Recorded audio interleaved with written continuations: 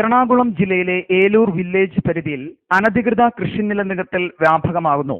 Real estate ലോബികളും ഭൂമാഫിയയുമാണ് ഇതിനു പിന്നിലെന്നാണ് നാട്ടുകാരുടെ ആരോപണം. രാത്രികാലങ്ങളിൽ ചെമ്മണ്ണ്, ചെളി എന്നിവ ഉപയോഗിച്ചാണ് കൃഷിനിലം നികത്തുന്നത്. അമിത വേഗതയിലുള്ള ടിപ്പറുകളുടെ മത്സര ഓട്ടം യാത്രക്കാർക്ക് ഏറെ ബുദ്ധിമുട്ട് ഉണ്ടാക്കുന്നുണ്ട്. ഭൂരിഭാഗം കൃഷിനിലമായി കിടക്കുന്ന ഏലൂർ വടക്കുംഭാഗം ഡിപ്പോ പ്രദേശത്താണ് ഇപ്പോൾ ഭൂമാഫിയ തമ്പടിച്ചിരിക്കുന്നത്. ഏലൂർ പോലീസ് സ്റ്റേഷനിൽ നിന്നും ഏതാനും മീറ്റർ അകലെയുള്ള FACT ജംഗ്ഷൻ വഴിയാണ് ടിപ്പറുകളിൽ മണ്ണുമായി പോകുന്നത്. രാത്രികാല പെട്രോളിംഗ് ഊർജിതമാക്കുവാനോ വാഹനങ്ങൾ കസ്റ്റഡിയിലെടുക്കുവാനോ ഏലൂർ പോലീസ് ശ്രമിക്കുന്നില്ല എന്ന ആരോപണവും ഇതിനകം ഉയർന്നിട്ടുണ്ട്. കഴിഞ്ഞ ദിവസം നെൽവയൽ നികത്തുവാൻ മണ്ണുമായി എത്തിയ വാഹനം നാട്ടുകാർ സംഘടിച്ച് പിടികൂടി ഏലൂർ വില്ലേജ് ഓഫീസർക്ക് കൈമാറിയിരുന്നു.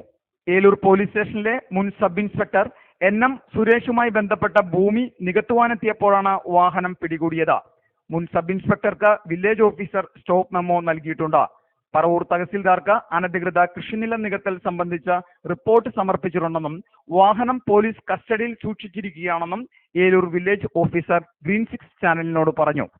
ഏലൂരിലെ ഭൂമാഫിയുമായി ബന്ധമുണ്ടെന്ന് നേരത്തെ തന്നെ NM സുരേഷിനെതിരെ ആക്ഷേപം ഉയർന്നിരുന്നു. നാട്ടുകാർ പലപ്പോഴും പോലീസ് സ്റ്റേഷനിൽ നിലം നികത്തുന്നുവെന്ന് പരാതി അറിയിച്ചാൽ ഇദ്ദേഹം ഭൂമാഫിയയെ സഹായിക്കുന്ന നിലപാടുകൾ കൈക്കൊണ്ടിരുന്നുവെന്നും നാട്ടുകാർ ആരോപിക്കുന്നു.